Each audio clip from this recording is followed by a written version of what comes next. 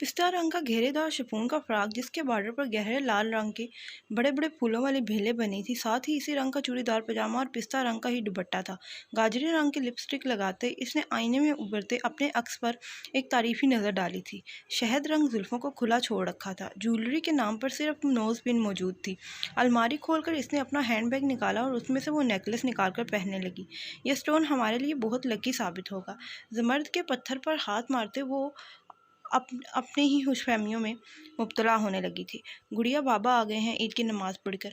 साइका की आवाज़ करीब आने लगी थी। इसने झट दुपट्टा दोनों शानों पर इस तरह फैला लिया कि गर्दन नजर आना बंद हो गई। चलो आओ बाबा से ईदी लें। माशाल्लाह नज़र ना लगे, अल्लाह नजर बद से बचाए। साइका तेज़ी से कमरे में दाखिल हुई थी। जैसे ही इस अप्सरा पर नज़र पड़ी वो दम व खुद होकर रह गई। अच्छा चलो, इसका हाथ थामे वो सीढ़ियाँ उतरने लगी। महरून रंग के लिबास में साइका भी आज जलवे बिखेर रही थी। वो जो बस हार पहनकर देखने के लिए उतारने का सोच रही थी, अब मुसीबत में फंस गई थी। बाबा कहाँ गए दादू? नीचे आई तो इब्रार साहब गायब थे। डॉक्टर साहब का बुलावा आया था, कोई बच्चा लेकर उधर गया है, आ जाएगा। तू सवैयाँ भेज दे पड़ोस में किसी बच्चे के हाथ। दादू ने टीवी पर ईद स्पेशल प्रोग्राम देखते जल्दी से कहा और फिर अपने पसंदीदा मशगले की जानिब मुतवज्जा हो गई। साइका ने ट्रे में मीठे की प्लेट रखी और ऊपर जाली का सफ़ेद बेदाग कपड़ा डाल दिया।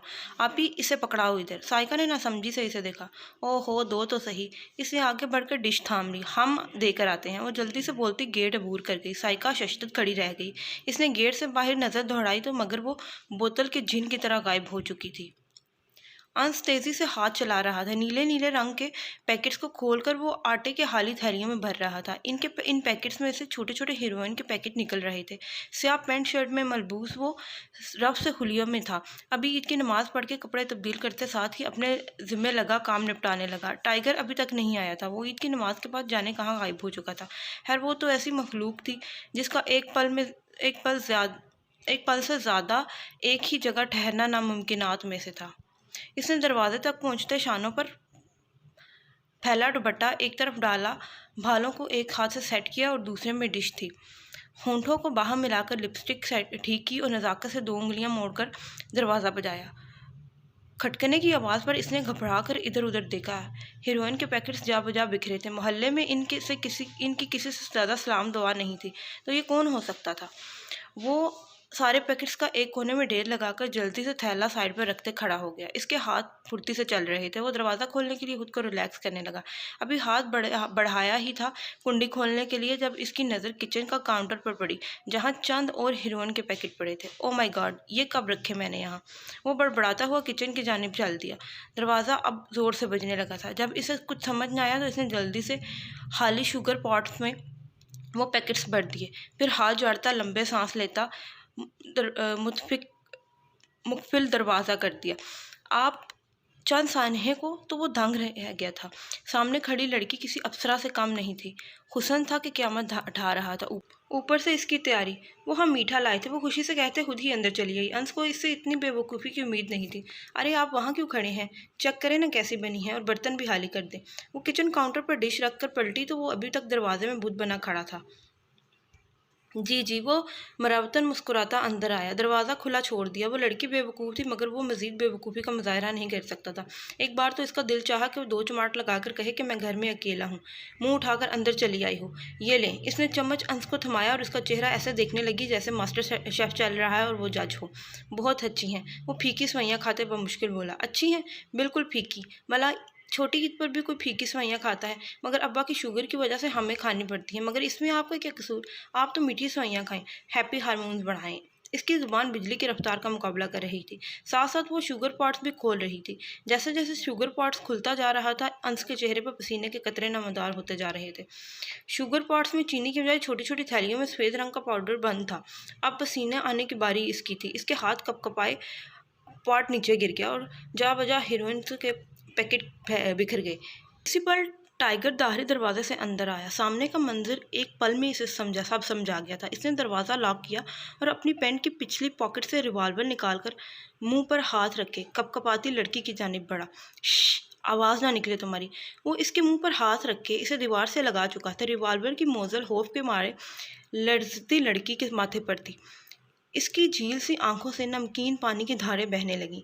इसे इस बार پسٹل سے زیادہ خوف مقابل کی اجنبیت بڑی نگاہوں سے آ رہا تھا، بالکل بیگانہ نگاہیں، اتنی اجنبیت تھی کہ ان میں کہ نیلم کا دل کٹ کر رہ گیا۔ ٹائیگر، انس آگے بڑھا۔ ٹائیگر نے کاٹ دار نظروں سے اسے دیکھا، پھر نیلم کو کھینچتے ہوئے اسی کمرے میں لے آیا جہاں ایسی ہی نشہ آور اشیاء بکھری پڑی تھیں۔ نیلم ہلکی ہلکی سسکیوں سے رو رہی تھی۔ ٹائیگر لال ببو کا چہرہ لیے کمرے کے ایک کونے سے دوسرے کونے میں چکر لگا رہا تھا، جبکہ انس شرمندہ ایک طرف کھڑا تھا۔ اس مسئلے کا ایک ہی حل ہے، مار دوں اسے، ٹائیگر اچانک رکتے ہوئے سفاکی سے بولا۔ نیلم ڈر کے مارے کچھ پیچھے کو کھسک گئی، اس کی آنکھوں سے جھرنا بہہ رہا تھا، تمام حساسات جیسے سو گئی تھیں۔ وہ چیخنا چلانا چاہتی تھی مگر بے سود، چڑیا سا دل کپکپائے جا رہا تھا، آواز نکلنے سے انکاری تھی۔ ٹائیگر نے انس کو اشارہ کیا، جو ابھی تک اس کی بات سن کر سکتے میں تھا۔ گو، ٹائیگر نے غصیلے لہجے میں کہا۔ نہیں، ہم نیلم پیچھے کھسکتی دیوار سے لگ چکی تھی۔ ٹائیگر وہیں کھڑا تھا، بے تاثر چہرے کے ساتھ۔ انس اندر داخل ہوا، ایک رومال اس کی جانب بڑھایا۔ بابا، وہ اپنے پورے زور سے چیخی تھی، مگر آواز اتنی بھی نہ تھی کہ ساتھ والے مکان تک جا سکتی تھی۔ اس سے قبل کہ اس کی آواز بلند ہوتی، وہ آگے بڑھا اور رومال اس کے منہ اور ہونٹوں پر پوری قوت سے دبا دیا۔ چند پل کے لیے وہ پھڑپھڑائی تھی، پھر جھول کر زمین بوس ہو گئی۔ گلے میں موجود نیکلس میں لگے وہ زمرد کے پتھر اب بھی چمک رہے تھے۔ ٹائیگر نے ایک بڑے کتھئی رنگ کے تھیلے میں اسے ڈال کر اوپر سے منہ بند کر دیا، پھر کال ملائی اور 10 منٹ بعد اس بورے کو اپنے کندھوں پر اٹھاتا باہر نکل گیا، جہاں ایک وین اس کی منتظر کھڑی تھی۔ اپنے کندھوں کا بوجھ ہلکا کر کے وہ آگے وین ڈرائیور کے ساتھ بیٹھ گیا۔ وین سناٹے سے اس محلے سے نکلی تھی۔ ابھی تک نہیں آئی نیلم؟ ابرار صاحب نے دوسری بار پوچھا تھا۔ نہیں بابا، ابھی تک نہیں آئی، عید ہے، کیا پتا آنٹی نے روک لیا ہو، سائیکا بہانے تلاش کرتی بولی۔ اب کیا بتاتی کہ نیلم ساتھ والوں کے گھر گئی ہے، جہاں صرف 2 لڑکے رہتے ہیں؟ اگر بتا دیتی تو دونوں کی شامت آنی تھی، پھر دادوں کے ہاتھوں۔ اوپر سے عید کا دن بھی خراب ہو جاتا، اندر ہی اندر پریشان بھی ہو رہی تھی۔ 25 منٹ ہو چکے ہیں۔ ہاں، ہم گھر پر ہی ہیں، آپ لوگوں کا ہی انتظار ہو رہا ہے۔ جی اچھا۔ ابرار صاحب نے سیل فون کان کو لگائے کچن کی طرف آئے جہاں سائیکا کاؤنٹر سے ٹیک لگائی کچھ پریشان سی کھڑی تھی۔ سائیکا بیٹا، تمہاری تائی لوگ آ رہے ہیں، دوپہر کے کھانے کا انتظام کر لو۔ اور یہ نیلم کہاں ہے؟ ابھی تک نہیں آئی، موبائل جیب میں ڈال دیا، بس آتی ہوگی۔ سائیکا نے کس دل سے یہ جملہ کہا تھا وہی جانتی تھی۔ وہ بے دلی سے دوپہر کی دعوت کا سامان کاؤنٹر پر اکٹھا کر رہی تھی جب اسے باہر کچھ شور کی آوازیں آنے لگیں۔ عید مبارک، دبا سلام اور کچن سے نکل آئی۔ السلام علیکم تائی امی۔ وہ ان سے پیار لیتی ایمن اور عشا سے گلے ملی۔ آہل اور ریحان نہیں آئے؟ اس نے تایا ابو سے پوچھا۔ ہمیں چھوڑ کر کسی دوست کی طرف گئے ہیں، آ جائیں گے گھنٹے تک۔ جب سب باتوں میں ڈرائنگ روم میں داخل ہو چکے تھے۔ نیلم کہاں ہے سائیکا آپی؟ عشا نے ابرار صاحب کے لیے کرسی رکھتے سائیکا سے پوچھا۔ نیلم کو بلواؤ کسی بچے کو بھیج کر، دادوں نے حکم نامہ جاری کیا۔ جی۔ وہ باہر آئی، پھر گلی میں کھیلتے بچوں میں سے 1-2 کو آواز دی اور ساتھ والوں کے گھر سے نیلم کو بلانے کا کہا۔ باجی، ساتھ والے گھر کا تو تالا لگا ہوا ہے، بچہ کہہ کر بھاگ گیا، مگر اس کے گویا ہاتھ پیر پھول گئے تھے، آسمان اس کے سر پر آ گرا تھا۔ بابا، وہ بھاگ کر ڈرائنگ روم میں داخل ہوئی تھی۔ کیا ہوا؟ سائیکا کی نم آنکھیں اور گھبرایا چہرہ سب کو تشویش میں مبتلا کر گیا تھا۔ بابا، نیلم کرایہ داروں کے گھر گئی تھی میٹھا دینے، مگر اب تک نہیں آئی، اور ساتھ والے کے گھر تالا لگا ہوا ہے، وہ ڈرتی ہوئی بتا رہی تھی۔ کیا پتا کسی اور کے گھر چلی گئی ہو عید ملنے، کسی سہیلی کے گھر۔ ابرار صاحب تحمل سے بولے، ورنہ غصہ تو بہت آیا تھا انہیں۔ بابا، اس کی محلے میں کہاں کسی سے بنتی ہے۔ سائیکا کی بات پر وہ سب متفق تھے، دادو اور باقی سب بھی پریشان کھڑے تھے۔ مصروفیات کے اس دور میں عید کا یہ دن کسی نعمت سے کم نہیں، ریان مسکراتے ہوئے بولا۔ بالکل درست فرمایا بڑے بھائی۔ وہ ہنستے ہوئے کار کی سپیڈ بڑھا گیا، روڈ خالی تھا اس لیے۔ اچانک آگے پڑی بھاری بھاری اینٹوں سے راستہ بلاک کیا ہوا تھا، کار آگے جانے سے انکاری ہو گئی۔ میں دیکھتا ہوں۔ آہل ڈرائیونگ سیٹ پر چھوڑ کر باہر نکلا، ابھی وہ جھکا تھا کہ اینٹ اٹھانے کو کہ کسی نے پیچھے سے اسے دبوچتے منہ پر کلوروفارم سے بھیگا رومال رکھ دیا۔ وہ بے ہوش ہو کر گر پڑا۔ ریان فوراً باہر نکلا اور اس نقاب پوش کو دھکا دے کر آہل کو اٹھانا چاہا، جب 2-3 اور نقاب پوش جانے کہاں سے نازل ہوئے تھے، لاتوں گوسوں کی برسات کر کے اسے زخمی کر دیا۔ 2 نے مل کر آہل کو وین میں ڈالا اور اپنے ساتھیوں کو اشارہ کرتے چلتے بنے۔ ریان زخموں کی تاب نہ لاتے ہوئے چیخ رہا تھا، کرا رہا تھا، آہل۔ وہ چاہ کر بھی نہیں اٹھ پا رہا تھا، گھٹنوں پر بڑی بری طرح کی ضربیں آئی تھیں۔ بابا آہل کو کسی نے اغوا کر لیا ہے، مجھے بہت بری طرح پیٹا ہے ان لوگوں نے، میں ہاسپٹل میں ہوں، ریان پریشانی سے نم آواز میں بتا رہا تھا۔ کیا بکواس کر رہے ہو ریان؟ انہیں لگا تھا کسی نے ان کی جان نکال لی ہو۔ بابا وہ 4-5 تھے، میں آہل کو نہیں بچا سکا، وہ میرے سامنے میرے بھائی کو اٹھا کر لے گئے اور میں کچھ نہیں کر سکا۔ وہ رونے لگا۔ کس ہاسپٹل میں ہوں؟ شکست خور لہجے میں تھا ان کا، شکستہ خور لہجہ تھا ان کا۔ ریان نے ہسپتال کا ایڈریس بتایا، دوسری جانب سے جلدی پہنچنے کا کہہ کر رابطہ منقطع کر دیا گیا۔ نیلم گئی تو کہاں گئی؟ 3 گھنٹے ہو گئے، محلے میں بھی پتہ کر چکے ہیں، کہیں نہیں ہے۔ ابرار صاحب ٹوٹے ہوئے لہجے میں بولتے صوفے پر گرنے کے انداز میں بیٹھے، چشمہ اتار کر ہاتھ میں تھام لیا۔ آہل کو کسی نے اغوا کر لیا ہے اور ریان کو بھی مارا پیٹا ہے۔ اسرار صاحب نے بھی ایک اور بم پھوڑا تھا۔ کیا کہہ رہے ہیں آپ؟ آہل کی کسی سے کیا دشمنی ہے؟ میرا بچہ ابھی تو ٹھیک بھی نہیں ہوا تھا کہ عالیہ بیگم زاروں کی طرح رونے لگی۔ امی سنبھالیں خود کو۔ ایمن روتی ہوئی آگے بڑھی۔ سائیکا، عشا سب رو رہے تھے۔ دادو، سائیکا کے حلق سے چیخ نما آواز نکلی تھی۔ دادو بیٹھی بیٹھی ایک جانب لڑک کر گر گئی تھی۔ اماں، دونوں بھائی دوڑ کر ماں کی جانب لپکے۔ اب کیا کرنا ہے؟ انس نے متفکر لہجے میں پوچھا۔ ٹائیگر نے ایک نظر سامنے پڑی نیلم پر ڈالی، جس کے پورے وجود پر دوپٹہ پھیلا رکھا تھا۔ دن کی روشنی میں بھی اس چھوٹے سے سٹور نما کمرے میں اندھیرا تھا۔ دیواروں پر جانے کیا الابلا لکھی ہوئی تھی۔ اسپرے سے مختلف نقش و نگار بنا رکھے تھے۔ سیمنٹ کا فرش تھا۔ اب ہاتھ پر ہاتھ دھرے تو نہیں بیٹھ سکتے، واپس تو جانا ہوگا، ٹائیگر نے تلخی سے جواب دیا۔ اگر محلے والوں کو ہم پر شک ہو گیا، گھر کی تلاشی لے لی تو؟ انس کے لہجے میں خدشات بول رہے تھے۔ تلاشی لینے تو پولیس ہی آئے گی نا، کیا پتا انہوں نے بدنامی کے ڈر سے FIR ہی نہ کٹوائی ہو، کیونکہ ضابطہ فوجداری کی دفعہ 154 کے تحت قابل دست جرم کی FIR درج کی جاتی ہے اور قابل دست جرم میں اغوا بھی شامل ہے، مگر کسی کو بھی نہیں پتا کہ یہ لڑکی اغوا ہوئی ہے، اور ابھی تو صرف 3 گھنٹے گزرے ہیں، پولیس 24 گھنٹے سے پہلے کوئی ایکشن نہیں لے گی۔ ٹائیگر نے اندازہ لگایا۔ لیکن اس کے گھر والوں کو تو پتا تھا نا کہ وہ ہمارے گھر آئی ہے، انس نے سوال اٹھایا۔ اور کسی کو کیا پتا کہ ہم اس وقت گھر پر تھے کہ نہیں، پچھلی گلی سے نکلے تھے ہم، کسی نے نہیں دیکھا ہوگا۔ تم صاف مکر جانا اور کہہ دینا کہ تم تو عید کی نماز کے بعد اپنے دوست کی طرف چلے گئے تھے، اب آئے ہو۔ وہ پلاننگ کرنے لگا۔ تو تم نہیں آ رہے؟ نہیں، صرف تم جاؤ اور سنبھالو سب، بگاڑا بھی تو تم نے ہے، اور ہاں، مال جلد وہاں سے نکالنے کی کوشش کرو۔ ٹائیگر کچھ تپتے ہوئے انداز میں بولا۔ ویلکم بیک ASP آہل اسرار۔ ہلکی سی آنکھ کھلی تھی اس کی جب وہی مخصوص رعب سے بھرپور آواز اس کی سماعت کا پردہ پھاڑنے لگی تھی۔ اس نے بمشکل سر اٹھا کر دیکھا، اس کے ہاتھ پیچھے کمر پر لے جا کر باندھے گئے تھے، جبکہ پیر بھی رسیوں میں جکڑے تھے۔ اسے پیٹ کے بل گھاس پر پھینکا گیا تھا۔ سامنے ہی احماز کھڑا تھا، اس کے ہاتھ میں رائفل تھی، وہ نشانے کی پریکٹس کر رہا تھا۔ وسیع اور عریض رقبے پر پھیلا یہ گھاس کا میدان آہل کو جانا پہچانا لگا تھا۔ نظر اٹھا کر دیکھا تو یہ وہی فارم ہاؤس تھا۔ کیا ہوا؟ پہچانا نہیں؟ احماز ایک گھٹنے پر رائفل والا ہاتھ ٹکا کر اس کی جانب جھکتا ہوا بولا، پھر اس کے پاس ہی ایک پیر زمین پر ٹکائے دوسرا گھٹنا موڑ کر بیٹھ گیا۔ اگر تم نے مجھے پہلے پہچان لیا ہوتا تو آج یہ دن نہیں دیکھنا پڑتا۔ احماز نے اس کے بال سختی سے اپنی مٹھی پر جکڑ کر اس کا چہرہ اوپر کیا۔ آہل نے اس کی آنکھوں میں آگ کے شعلے محسوس کیے تھے۔ وہ تو سب بھول گیا تھا، بالکل فراموش کر دیا تھا اس شرمناک اور تلخ حقیقت کو۔ میرا کوئی قصور نہیں ہے، مجھے ٹریپ کیا گیا تھا، وہ ٹوٹے پھوٹے لہجے میں کہتا بری طرح کرا رہا تھا۔ بال اب بھی احماز کی سخت گرفت میں جکڑے تھے۔ ٹریپ؟ وہ بھی ایک پولیس افسر کو؟ تم اتنے احمق ہو کہ تم ٹریپ ہو گئے؟ وہ زہر ہنجی سے پھنکارا، ساتھ ہی اوندے پڑے آہل کا منہ زمین پر دے مارا۔ اس کی دل ہراش چیخ پر وہاں راؤنڈ لگاتے گارڈز بھی پھل بھر کو تھم گئے تھے۔ آہل کو لگا اس کی ناک کی ہڈی ٹوٹ گئی ہو جیسے۔ تم میرے لیے کام کر رہے تھے اور میں اپنے کام میں کوتاہی اور لاپرواہی معاف نہیں کرتا۔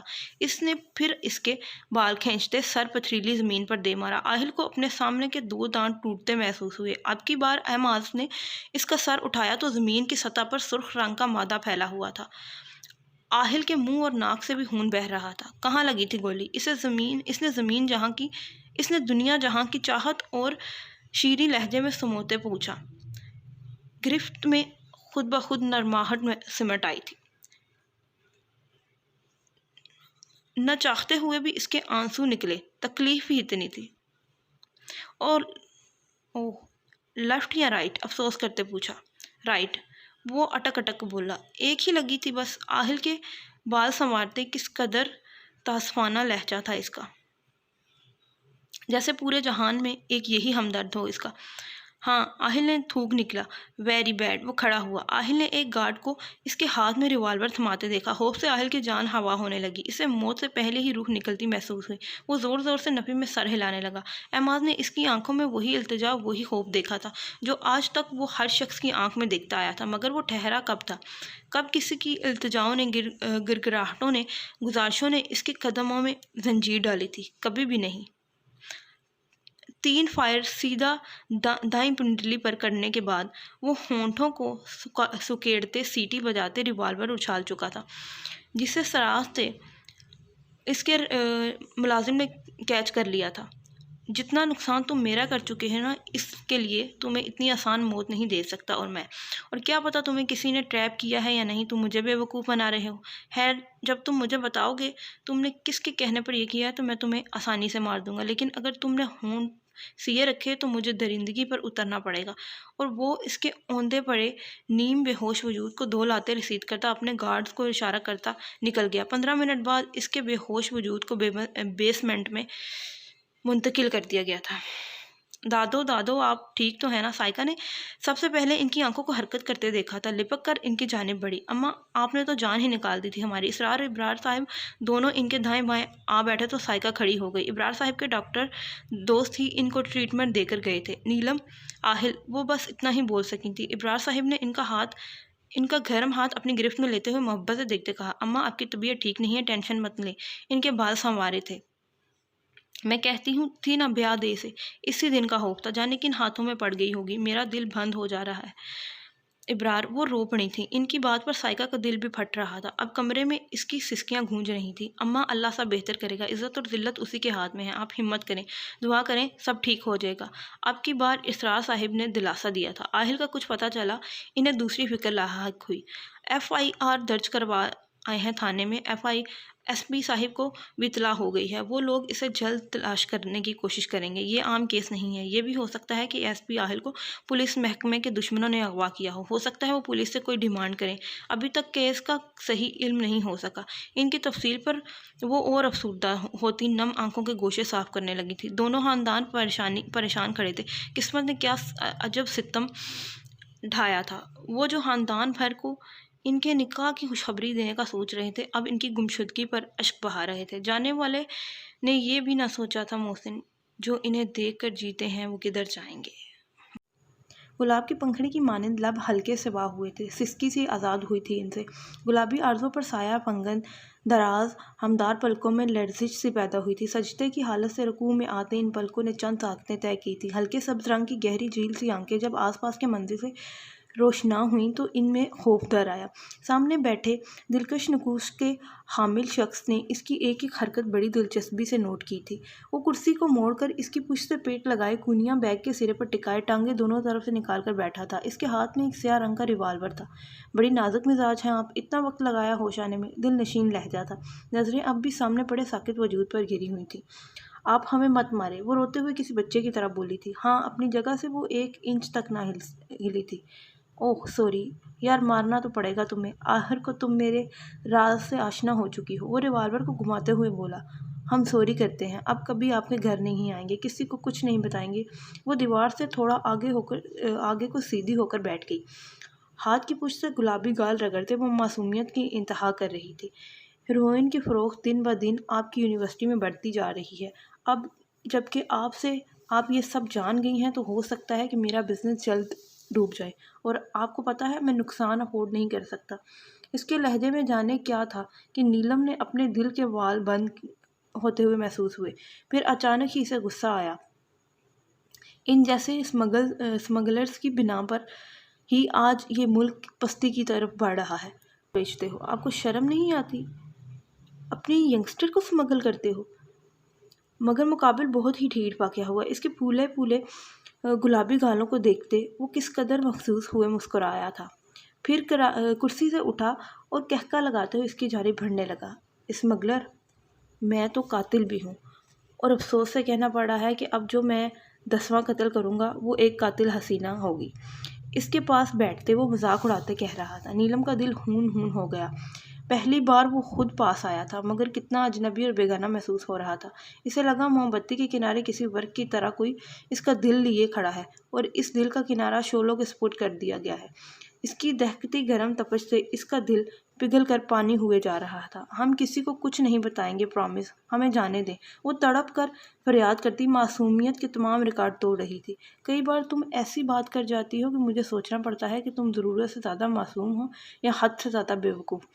وہ باغور اس کے بھیگے نین تکتے ہوئے بولا، ہم بے وقوف ہی ہیں جو آپ بات مکمل ہونے سے پہلے ہی ٹائیگر نے اچک لی، جو تم سے محبت کر بیٹھے، ہے نا؟ کتنا تذلیل امیز لہجہ تھا اس کا۔ نیلم کے اندر تک زہر ہی زہر سرایت کر گیا۔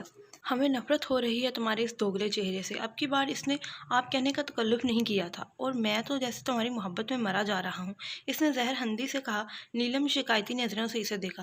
ایسے دیکھو گی تو میرا مارنے کو دل نہیں چاہے گا، اور خوف بھی ہے کہیں یہ نین کٹورے مجھے ہی قتل نہ کر دیں۔ صاف چڑھانے والا انداز تھا۔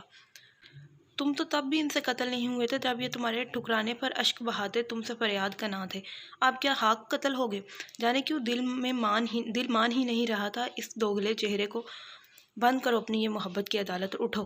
وہ بیزاری سے بولتا کھڑا ہوا۔ Stand up. اسے شوق میں بیٹھا دیکھ کر وہ دھاڑا۔ آڈیٹوریم کا منظر تیزی سے نیلم کی آنکھوں میں سمایا۔ اسٹینڈ اپ، دھاڑتی آواز، گو، حکم دیتا بھاری لہجہ۔ کتنی بے وقوف تھی وہ کیسے اس آواز میں تمیز نہیں کر پائی تھی۔ اس کو اپنا دماغ چکراتا ہوا محسوس ہوا۔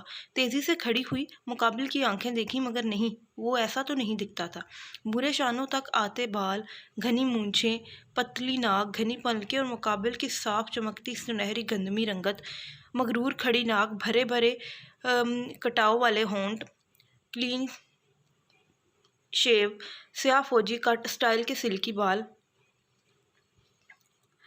آخری بار دیدار یار کر لو۔ وہ اس کے گھٹنے پر پینٹ کی ایک پاکٹ میں ہاتھ ڈالتا ٹیڑھا سا کھڑا ہو گیا۔ نیلم اب براہ راست اس کی آنکھوں میں دیکھ رہی تھی۔ آنکھوں کے ساتھ کچھ تبدیل تھی، پلکیں بھی بہت گھنی تھیں، اور لینز بھی ابھرے ہوئے تھے۔ تم کون ہو تم؟ کیا کھیل کھیل رہے ہو میرے ساتھ؟ وہ ایڑیوں کے بال اونچی ہوتی اس کا کالر دبوچ چکی تھی۔ تم وہی ہو نا انٹری ٹیسٹ والے قاتل؟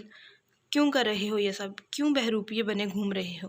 کیوں دھوکہ دے رہے ہو؟ ہم نے کیا بگاڑا ہے تمہارا؟ وہ تقریباً چلا رہی تھی۔ دماغ خراب ہو گیا ہے تمہارا؟ کون بہروپیہ؟ وہ اس کا ہاتھ بے دردی سے جھٹکتے ہوئے بولا تھا۔ وہ لڑکھڑا کر چند قدم پیچھے ہوئی تھی۔ ہم تمہاری آواز پہچانتے ہیں، تم وہی ہو نا؟ وہ اس کے سخت تاثرات سے خوفزدہ ہوئے بنا بولی۔ تم نے لینس لگا رکھے ہیں؟ وہ یکدم پھر آگے بڑھتی اس کی آنکھوں میں جھانکتی شکی لہجے میں بولی۔ دور ہٹو، پاگل ہو گئی ہو تم؟ وہ اسے بے دردی سے دور دھکیل چکا تھا۔ آپی، وہ لڑکھڑائی۔ اس کے دھکا دینے سے بازو دیوار میں لگنے سے اس کی ہڈیاں بھی ٹوٹتی ہوئی محسوس ہوئی تھیں۔ آنسوؤں کے سیلاب کے ساتھ ہی بے اختیار اس کے منہ سے آپی نکلا تھا۔ جتنے میں وہ سنبھل کر پھر اس کی جانب دیکھتی، وہ غائب ہو چکا تھا۔ زنگ آلود بھاری لوہے کا دروازہ چر کی آواز سے بند ہوا تھا۔ نیلم چیخ چیخ کر رونے لگی تھی۔ مسلسل گیرا بازاری سے اس کی آنکھوں کے پپوٹے سوج چکے تھے۔ بکواس بند کرو، نہیں تو منہ توڑ دوں گا تمہارا۔ قاتل ہو تم، 1000 لوگوں کی، اور آگے سے اکڑ رہی ہو۔ جب قومی ترانہ پڑھایا جائے تو کیا کیا جاتا ہے؟ اسمگلر۔ میں تو قاتل بھی ہوں، اور افسوس سے کہنا پڑ رہا ہے کہ اب جو میں 10واں قتل کروں گا وہ ایک قاتل حسینہ ہوگی۔ آج کینٹ اسٹیشن پر جو لوگ مرے ہیں، ان کی موت کی ذمہ دار تم ہو۔ ادب سے کھڑا ہونا چاہیے نا۔ کئی بار تم ایسی بات کر جاتی ہو کہ مجھے سوچنا پڑتا ہے کہ تم ضرورت سے زیادہ معصوم ہو یا حد سے زیادہ بے وقوف ہو۔ جملے آپس میں گٹ مٹ ہونے لگے، البتہ آواز ایک ہی تھی۔ اس نے زور سے کانوں پر ہاتھ رکھ لیے اور چیخ چیخ کر اپنے اندر کی وحشت کو باہر کا راستہ دکھانے لگی۔ خود کو پرسکون کرنے میں وہ ناکام ہوتی جا رہی تھی۔ اب تو حلق بھی خشک ہو چکا تھا۔ اسے لگ رہا تھا جیسے کچھ بہت برا ہونے والا ہے۔ وہ کسی جال میں جکڑی جا چکی تھی۔ آوازیں ملتی تھیں، مگر حلیے بالکل مختلف تھے۔ وہ پہچان نہیں پا رہی تھی کہ اصل کون ہے اور نقل کون ہے، مگر اتنا ضرور جان گئی تھی کہ زندگی اب ایک نئی ڈگر پر نکل چکی ہے، انجان راستوں پر، جہاں فقط اندھیرے اور خوف نے اس کا استقبال کسی تیسری چیز نے نہیں کیا تھا۔